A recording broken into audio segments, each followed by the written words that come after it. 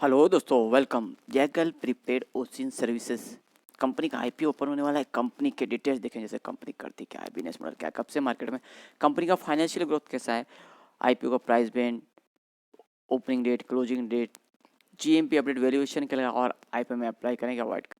तो दोस्तों, जैसे मैंने आपको कंपनी का नाम बताया, Zaggle prepaid ocean services IPO, जो कि 14 सितंबर को ओपन और 18 सितंबर 2023 तक चलेगा। कंपनी करती क्या, कब से मार्केट में, तो कंपनी की स्थापना जून 2011 में हुई, यानी कि ऑफिशियल ये कंपनी स्टार्ट हुई है जून 2011 में। और कंपनी अभी क्या करती है, तो कंपनी यहाँ प्रोवाइड करती है फाइनेंशियल टेक्नोलॉजी प्रोडक्ट, जिसे में हम फिनटेक भी बोलते हैं। ये सर्विसेज देती है कंपनी और मैनेज करती है कॉर्पोरेट बिजनेस एक्सपेंस, यानी बड़ी बड़ी कंपनियों के बिजनेस एक्सपेंस यहाँ पे मैनेज करती है ऑटोमेटेड और इनोवेटिव वर्कफ्लो के थ्रू। जो कंपनी पे फाइनेंशियल टेक्नोलॉजी है, इसके थ्रू ऑटोमेटेड और इनोवेटिव वर्कफ्लो ये बड़ी बड़ी कंपनी के बिजनेस एक्सपेंसेस मैनेज करती है।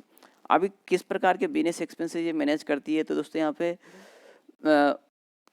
कॉर्पोरेट बैंकिंग के लिए भी देती है अपनी services, health care, manufacturing, FMCG, infrastructure और ऑटोमोबाइल इंडस्ट्री, लगभग सभी कंपनियों को, सभी सेक्टर को अपनी ये सर्विसेज कंपनी प्रोवाइड करती है। अभी कंपनी ने सास प्लेटफॉर्म इसके लिए डिज़ाइन किया, जिसमें बिजनेस स्पेंड मैनेजमेंट, जिसमें इंक्लूड एक्सपेंसेस मैनेजमेंट और वेंडर मैनेजमेंट, इनको भी अपनी सर्विसेज प्रोवाइड करती है कंपनी। इस प्रकार की रिवार्ड और इंसेंटिव मैनेजमेंट देना, जो एम्प्लॉय और चैनल पार्टनर रहते हैं इन्हें भी रिवार्ड वगैरह देना पड़ता है, जैसे आपने उनको प्रोत्साहन करने के लिए।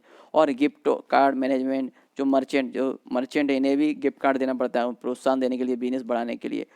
अभी कंपनी ने इसके लिए अपने जो पोर्टफोलियो है उसमें कुछ अपने टेक्नोलॉजी डेवलप की, जिसमें फर्स्ट प्रोपेल हुआ, दूसरा सेव हुआ और तीसरा CMS, चौथा जैगल और जोयर। ये अलग अलग कंपनी के सास यानी टेक्नोलॉजी कंपनी ने सिस्टम बनाया, जिससे कंपनी पेरोल का हुआ, जो कस्टमर है पेरोल, कॉन्ट्रैक्टर है, एम्प्लॉई हुए, तो इन्हें कुछ बेनिफिट देना है, कैश डिपॉजिट करना है तो इनके डायरेक्ट कैश इनके अकाउंट में डिपॉजिट करना, बैंक में टैक्स बेनिफिट है, एम्प्लॉय को भी कुछ रिम्बर्समेंट और टैक्स बेनिफिट है, तो ये देना सब कंपनी ये मैनेज करती है एक्सपेंसेस। यानी कि अभी दोस्तों गूगल पे में भी रिवार्ड्स आते हैं, तो ये गूगल पे डायरेक्ट मैनेज ना करके ऐसे फिनटेक कंपनी को अपना काम देता है। स्विगी में आप कुछ ऑर्डर देते हैं तो एक पे एक फ्री या कुछ और रिवार्ड आते हैं, तो वो भी यही कंपनी ऐसे सब मैनेज करती है, फिनटेक कंपनियाँ। अभी कंपनी के क्लाइंट में बड़ी बड़ी कंपनियां हैं, टाटा स्टील हुआ, परसिस्टेंट सिस्टम हुआ, विंटेक, आइनॉक्स, पिटने वॉस, वॉकार, माजदा, PCBL, जो आरपी संजीव गोयनका ग्रुप की कंपनी, हीरानंदानी ग्रुप, कोटिविटी, ग्रीन प्लाई इंडस्ट्री, ऐसी बड़ी बड़ी कंपनियां कंपनी के क्लाइंट में हैं। एज ऑन 2023 में 250 एम्प्लॉय काम कर रहे हैं कंपनी पे, 7 ऑफिसेज हैं और 1750 कस्टमर है। और तो दोस्तों, जैसे मैंने आपको बोला, 14 सितंबर को आईपीओ ओपन हो रहा है और 18 सितंबर 2023 तक चलेगा। फेस वैल्यू ₹1 पर शेयर है और प्राइस 156 से ₹164 पर शेयर है। दोस्तों, फेस वैल्यू ₹1 है, तो इस हिसाब से आप देखते हैं प्राइस वाइज आईपीओ महंगा है। और लॉट से 90 शेयर्स का है। टोटल इशू साइज 563.38 करोड़ का है, जिसमें फ्रेश 392 करोड़, यानी ये पैसा कंपनी के ग्रोथ में उपयोग में लाया जाएगा। बाकी का ऊपर पर सेल 171.38 करोड़ ये प्रमोटर्स के पास जाएगा। Issue type book build, issue है लिस्टिंग BSE NSE दोनों पे होगा। और दोस्तों, यहाँ रिजर्वेशन देखें तो यहाँ पे QIV कैटेगरी के लिए 75% का है, NI जिसमें HNI कैटेगरी बोलते हैं 15%, और रिटेल के लिए ओनली 10% का ही अलॉटमेंट रखा गया है।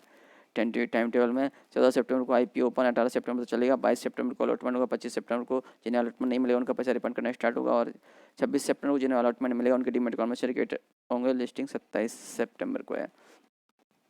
और दोस्तों, हम जैसे रिटेल इंडिविजुअल कितने अप्लाई कर सकते हैं, मिनिमम 1 लॉट और मैक्सिमम 13 लॉट। एक लॉट में 90 शेयर, जिसके लिए 14,700 अमाउंट इन्वेस्टमेंट में लगेगा, और ज़्यादा आप दोस्तों 13 लॉट तक अप्लाई कर सकते हैं।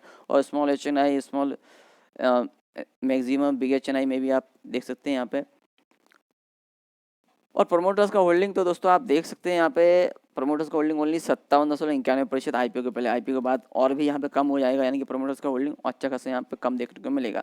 और प्रोमोटर्स में श्री राज P नारायणम और श्री अविनाश रमेश गौड़ हिंदी, ये कंपनी के प्रोमोटर्स में। तो दोस्तों, यहाँ पे आईपीओ लाने का रीज़न तो एक्सपेंडिचर करना है कंपनी का टुवर्ड कस्टमर एक्विजिशन रिटेंशन, और दूसरा एक्सपेंडिचर करना है टुवर्ड डेवलपमेंट एंड टेक्नोलॉजी। तो कंपनी का मेन काम है टेक्नोलॉजी, जो सॉफ्टवेयर रहते हैं वो और डेवलप करना है कंपनी को, और कंपनी की जो कर्ज है उनका जितना हो सके उतना कर्ज चुका सकना है कंपनी को, यानी उसके लिए जो आईपीओ से पैसा है उससे कर्ज चुकाएगी। और जनरल कॉर्पोरेट पर्पस, तो यहाँ पे कहीं पर्पस अच्छे हैं, यहाँ पे एक्सपेंडिचर कर रही है कंपनी और अपना कर्ज चुका रही है। और कंपनी के आईपीओ में अप्लाई करें तो कंपनी का एड्रेस हमें पता होना चाहिए। तो दोस्तों देख सकते हैं third floor CSR state plot number 8 sector 1 Huda techno enclave Madhavpur main road Hyderabad का एड्रेस है। Phone number, email ID, company की वेबसाइट और भी यहाँ डिटेल चेक कर सकते हैं। रजिस्टर्ड कंपनी का K fin technology limited, phone number, email ID, registered website हमें अलॉटमेंट स्टेट चेक करने के लिए उपयोग पड़ेगा। और दोस्तों यहाँ कंपनी का फाइनेंशियल कंडीशन देखते हैं कैसी है। तो यहाँ मार्च 21 मार्च 22 मार्च से 3 साल की फिगर है। रेवेन्यू कंपनी का 239.97 करोड़ मार्च 21 में, या मार्च 22 में 371 करोड़ के ऊपर गया, और मार्च 23 में 553 करोड़ थे। यहाँ रेवेन्यू ग्रोथ तो अच्छा खासा अपट्रेंड में जाते हुए नजर आ रहा है। और प्रॉफिट देखें तो यहाँ मार्च 21 में 19 करोड़, जो कि मार्च 22 में 41 यानी 42 करोड़ आप बोल सकते हैं। पर मार्च 23 में देखें तो ओनली लगभग 23 करोड़ के, यानी जो मार्च 21 में था लगभग उसी रेंज में कंपनी का प्रॉफिट दोबारा देखने को मिल रहा है। यानी प्रॉफिट और मार्जिन पे यहाँ पे प्रेशर देखने को मिल रहा है। भाई मार्जिन देखें तो यहाँ मार्च 21 में 8 था 8%, जो कि मार्च 22 में 11.29%, और मार्च 23 में ओनली 4.14% ही रह गया है। तो यहाँ पे और भी आने वाले दिनों में हो सकता है कंपनी के और मार्जिन में प्रेशर देखने को मिले। हालांकि रेवेन्यू ग्रोथ अपट्रेंड में, पर प्रॉफिट उतना कंपनी ने निकाला नहीं है। और दोस्तों यहाँ कंपनी ऑफ वैल्यूएशन में मार्जिन देखें तो फाइनेंशियल 2023 के मुताबिक EPA 240 का है, पी रेशो 63.41 से 66.67%, रिटर्न नेटवर्क 46.98% का है, जो कि देख सकते हैं पिछले साल में माइनस में था। NAV 5.29 का है, NAV पिछले साल में देखते हैं माइनस में।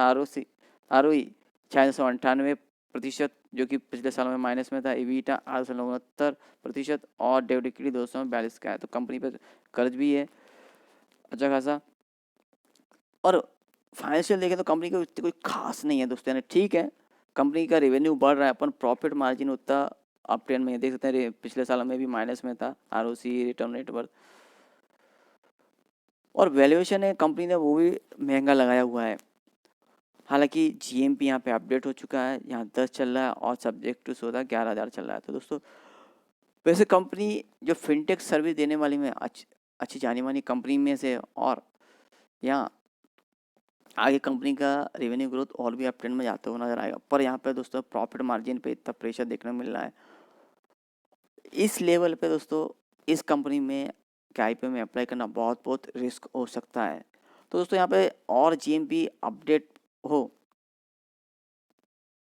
तो आप इसमें लिस्टिंग लेने के लिए अप्लाई कर सकते हैं, नहीं तो लॉन्ग टर्म व्यू से फिलहाल मैं बोलूँगा इस कंपनी में अप्लाई ना करें। और भी IPO आ रहे हैं, और भी अपडेट आते रहेंगे। अपडेट के लिए प्लीज़ सब्सक्राइब माय चैनल।